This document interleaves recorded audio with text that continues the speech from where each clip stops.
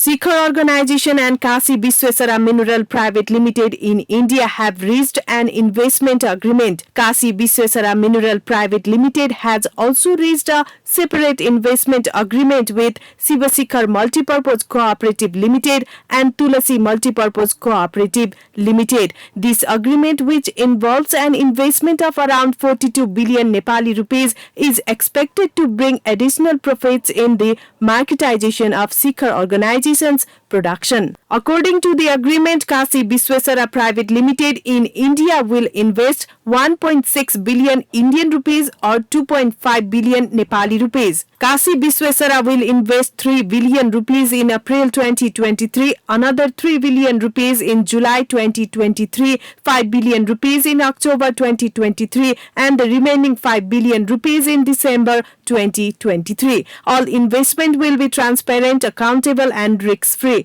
The investment agreement between the two organizations is expected to bring additional profits in the marketization of Sikhar Organization's productions. Likewise, a joint investment agreement between Kasi Visweswara Mineral Private Limited, Shiva Sikhar Multipurpose Cooperative Limited and Tulasi Multipurpose Cooperative Limited also has been taken place. The agreement involves an investment of 1,000 crore Indian rupees equivalent to 1,600 crore Nepali rupees by Kasi Visweswara Mineral Private Limited in these cooperatives. The article further states that Kasi Visweswara will invest 300 crore in April 2023, 300 crore in June 2023 and the remaining 400 crore in September 2023. Shiva Sikhar Multipurpose Cooperative Limited, located in Bhaktapur, operates agriculture and food-related businesses, runs department stores and also carries out social responsibility initiatives. The article mentions that the cooperative encourages domestic production, market